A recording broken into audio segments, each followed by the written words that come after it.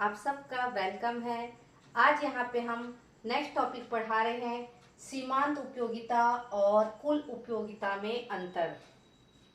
तो बच्चों, जब भी ये अंतर आता है ना, आप याद रखिएगा, हो सके तो ऐसी टेक्निक से लिखिएगा। ये 4 कॉलम बना के क्रम का, अंतर के आधार का, सीमांत उपयोगिता का और कुल उपयोगिता का। मतलब जब भी अंतर आते हैं आपके, ये 4 कॉलम बनने चाहिए।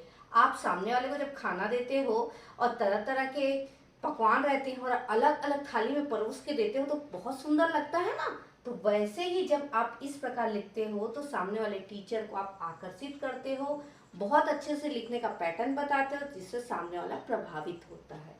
तो जब भी आपके एग्जाम में कोई भी अंतर आए बच्चों, कोशिश करना ऐसे ही लिखने का, ठीक है। चलिए अब बताते हैं कैसे लिखना है। अब देखिए, अंतर के आधार में सबसे पहले तो आप जो भी दिया रहेगा टॉपिक, वो दोनों का अर्थ या आशय लिख देना। जैसे मैंने लिखा है आशय, ठीक है। तो देखिए क्या बोलते हैं, सीमांत उपयोगिता, उपभोग की जाने वाली अंतिम इकाई से प्राप्त उपयोगिता सीमांत उपयोगिता होती है। तो बच्चों, जैसे मैंने एक रोटी खाई, मेरे को भूख लगी थी, मैंने उसको 20 नंबर दिया। दूसरी रोटी खाई, मैंने उस थोड़ी कम उसको नंबर दिया, 15 नंबर दिया। तीसरी रोटी खाई, मैंने उसको 10 नंबर दिया। चौथी रोटी खाई, मैंने 5 नंबर दिया। छठवीं रोटी खाई, मैंने 0 नंबर दिया। तो जब भी हमारी ये सीमांत उपयोगिता में 0 आता है ना बच्चों, 0 जस्ट उसके ऊपर वाली इकाई, उसी को क्या बोलते हैं, अंतिम इकाई। तो याद रखिएगा बच्चों, जब भी ये सीमांत उपयोगिता प्राप्त होती है ना, तो उसके नीचे 0 इकाई प्राप्त होती, जस्ट उसके ऊपर वाली उपयोगिता को अंतिम इकाई बोलते हैं, ठीक है। तो इसीलिए बोला गया है उपभोग की जाने वाली अंतिम इकाई से, यानी 0 से जस्ट पहले जो उपयोगिता प्राप्त होती है उसे ही हम क्या बोलते हैं, सीमांत उपयोगिता बोलते हैं। अब देखो, कुल उपयोगिता तो बहुत ही इजी है। सीमांत उपयोगिता के कुल योग को हम कुल उपयोगिता कहते हैं। मतलब बच्चों, ये सीमांत उपयोगिता जो भी रहती है ना, जैसे हमने पहली रोटी खाई, कितना मिला, 20 मिला।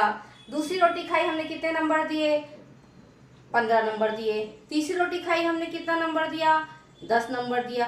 तो यही जो हम सीमांत उपयोगिता जो भी हमको मिलती है, जो भी नंबर देते हैं, हम उन नंबरों का जब योग करते हैं तो जो योग प्राप्त होता है वही क्या होता है, कुल उपयोगिता होता है। यानी सीमांत उपयोगिता में जितना हमको प्राप्त होगा, सारों को जोड़ देंगे तो हमको क्या प्राप्त हो जाएगी, कुल उपयोगिता प्राप्त होगी। अब सेकंड देखिए बच्चों, सेकंड हमने लिखा है वस्तु के उपभोग से। तो वस्तु, जब भी हम लोग कोई वस्तु का उपभोग करते हैं तो हमारी सीमांत उपयोगिता घटते जाती है। जैसे हमने एक रोटी खाया तो हमने उसको ज्यादा नंबर दिया, या हमको ड्रेस मिला, हमने ज्यादा नंबर दिया, फिर हमको सेम ड्रेस ला कर दे देते हैं, सेम वही वस्तु ला कर दे देते हैं, हमको उससे उतनी खुशी, उतनी संतुष्टि नहीं मिलेगी। इसीलिए बोला गया है सीमांत उपयोगिता जो है वस्तु के उपभोग करने से घटती जाती है। रोटी वाला एग्जाम्पल सबसे अच्छा है बच्चों, यही याद रखना। पहली रोटी खाई, हमको ज्यादा वो संतुष्टि, ज्यादा खुशी मिली, ज्यादा नंबर दिया। दूसरी रोटी खाई, हमको कम संतुष्टि मिली, हमने कम नंबर दिया। तो यही है सीमांत उपयोगिता, वस्तु के उपभोग से घटती जाती है। अब देखो, कुल उपयोगिता बढ़ती जाती है। जब भी हम किसी वस्तु का उपभोग करते हैं, कुल उपयोगिता बढ़ती जाती है। क्यों? क्योंकि जो ये सीमांत उपयोगिता प्राप्त होती है ना बच्चों, इसी को हम जोड़ेंगे तो बढ़ता ही जाएगा ना योग। अगर 10 है, 10 में हम 5 भी जोड़े तो बढ़ गया, हम 25 जोड़े तो बढ़ गया, हम 2 जोड़े तो भी बढ़ गया। तो यही है, कुल उपयोगिता वस्तु के उपभोग से बढ़ती जाती है। अब थर्ड देखिए बच्चों, पूर्ण संतुष्टि बिंदु पे।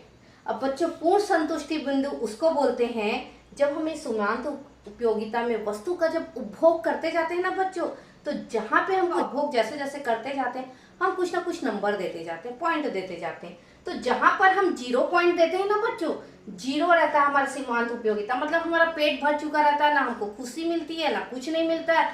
ऐसे बिंदु को क्या बोलते हैं हम लोग, पूर्ण संतुष्टि बिंदु बोलते हैं। और वहीं पे हमारी सीमांत उपयोगिता क्या होती है बच्चों, शून्य होती है। जबकि कुल उपयोगिता अधिकतम होती है। अब देखिए, कुल उपयोगिता तो वही होती है ना जो सीमांत उपयोगिता को हम जोड़ते जाते हैं तो क्या मिलती है, हमारी कुल उपयोगिता मिलती है। तो जब ये पूर्ण संतुष्टि बिंदु होती है जहाँ पे सीमांत उपयोगिता शून्य होती है ना बच्चों, वहां पे कुल उपयोगिता सबसे अधिक होती है।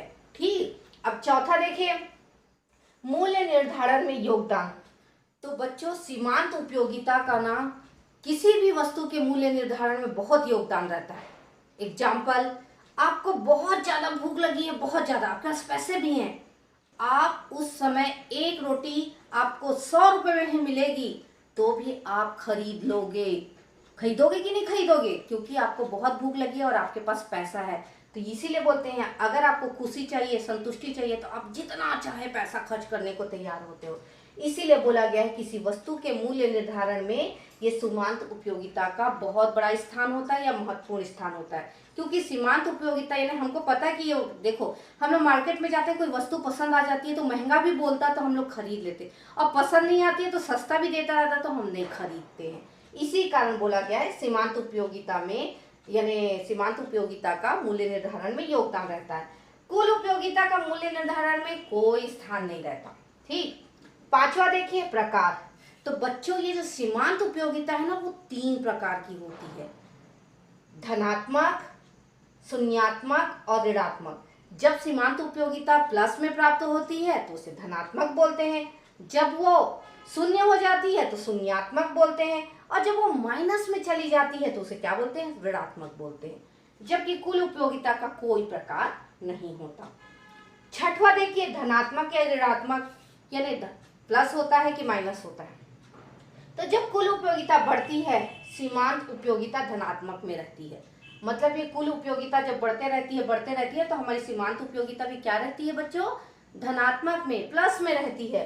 वैसे देखा है, लिखा है जब कुल उपयोगिता घटती है तो सीमांत उपयोगिता भी ऋणात्मक हो जाती है। जब ये हमारी कुल उपयोगिता है ना बच्चों घटने लगती है, माइनस होने लगती है, तो ये हमारी सीमांत उपयोगिता भी माइनस में रहती है। आप इसको ऐसे भी याद रख सकते हो, जब सीमांत उपयोगिता ऋणात्मक में होती है ना तो ये जो कुल उपयोगिता है वो भी ऋणात्मक में चली जाती है, और जब ये जो सीमांत उपयोगिता धनात्मक में होती है ना, ये जो कुल उपयोगिता है वो भी धनात्मक में होती है।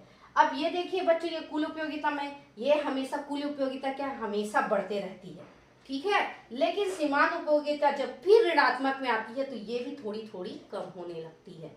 तो बच्चों ये था हमारा सीमांत उपयोगिता और कुल उपयोगिता में अंतर। आई होप आज की क्लास आपको अच्छी लगी होगी। अच्छी होगी तो एक लाइक तो बनता है, तो प्लीज लाइक करिए, चैनल को सब्सक्राइब करिए, और मेरा वीडियो देखने के लिए थैंक यू। नेक्स्ट क्लास में